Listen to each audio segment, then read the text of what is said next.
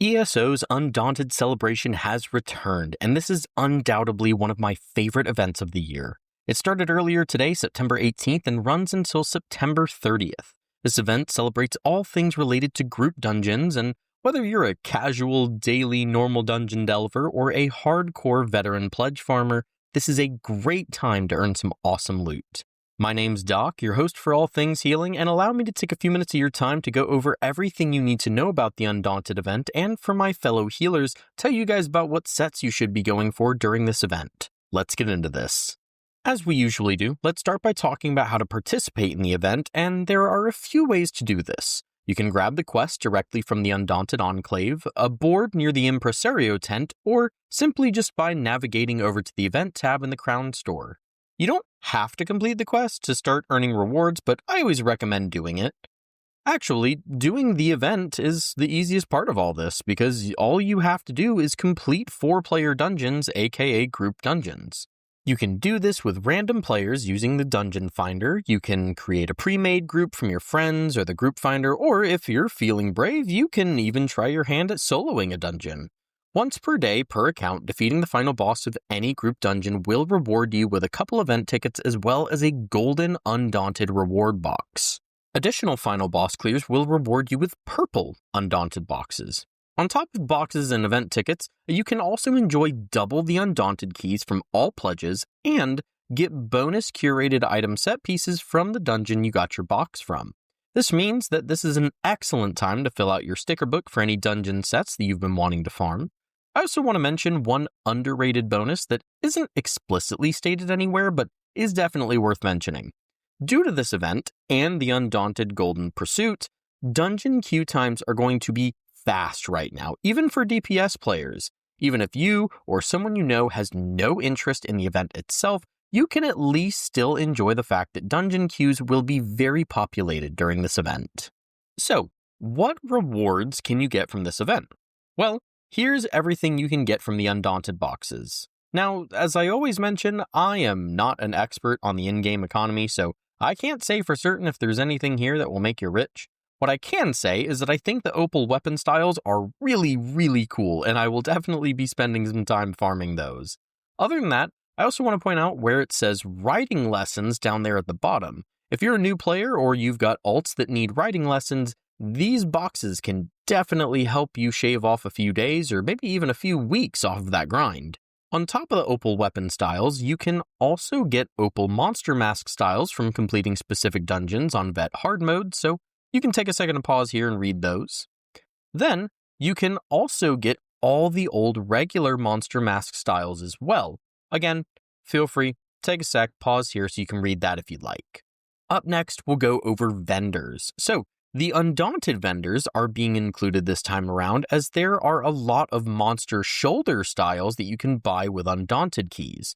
Even if you aren't interested in the styles themselves, a lot of these can sell for a ton of gold. And starting with Old Chief, here's what they're selling. Next is Madge, and here's what they're selling. Finally, we have Redbeard, and here's what they're selling. Okay, again, feel free to pause if you need to, but now we'll move on to our usual event vendors, starting with the Impresario. Some pretty cool stuff in here, especially those opal Scourge weapon style pages. Here's what the event merchant is selling. Some pretty typical stuff there, nothing that I think I'll personally be going for, but, some people may want some of it. Finally, we've got the Indrik vendor, and here's what they've got. Indrik stuff, I know. I know that I didn't linger too long on a lot of these, so again, if you need to go back and pause, please feel free to. Okay, so now as I mentioned previously, I've got something special for my fellow healers. With the dungeon queue being so active and getting extra set pieces from completing dungeons, this is the perfect time to head into some dungeons and farm some sets that you might be missing. Since I am the healer guy, I wanted to just give y'all a couple recommendations for what 5-piece sets or monster sets you should consider grabbing during this event. Okay, so going down the list of our Get These ASAP sets, we'll start with arguably the best healing set in the game, Spell Power Cure. You can find this set from normal or veteran White Gold Tower, and if there's one single set that you grind for during this event, let it be this one. Up next is Yorvold Guidance, which can be found from normal or veteran Skill Collar Peak, While this set alone isn't super amazing, when paired with the Roaring Opportunist set from Kind's Aegis, it becomes a very strong combination that fans of the channel are probably pretty familiar with. Up next, we'll move on to our Get These ASAP monster sets, and the first one will be Ozazen the Inferno. Found in Vet Scrivener's Hull, this is a fantastic defensive monster set that's good in just about any scenario, even in PvP. Up next, we've got Symphony of Blades. You can find this from Vet Depths of Malatar, and it's an awesome resource sustain set that can be really useful for progression groups.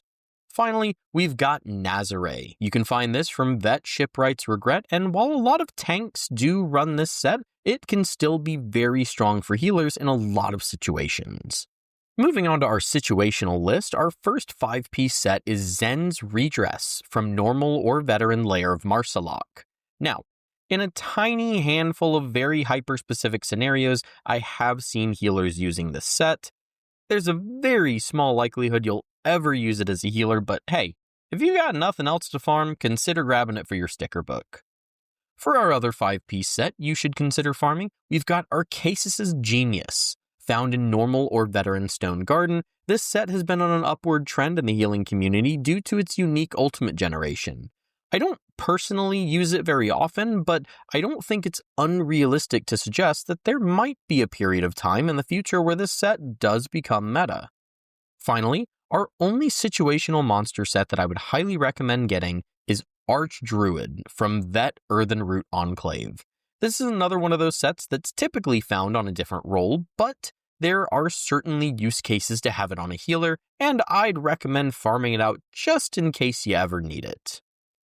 And that was everything you need to know for the Undaunted Celebration event, especially if you're a healer. As always, I hope you enjoyed the video and found it useful. Don't forget to check out the link in the description so you can follow me on stuff and join my Discord server. Before we head out, I also want to give a quick shout out to my Patreon supporters, Tyler Scott, Dylan Stewart, Sharney Lee, and Carlos Camacho, as well as my YouTube members King Gingy, Durgy, Insert Username, Timeburn, and Malcolm Ewing. Thank you guys for your continued support, and as always, you know that I appreciate you. I think all I've got left to say is that I've been Doc. Take care of yourselves, be good to others, go enjoy some dungeon delving, and I will catch y'all in the next one.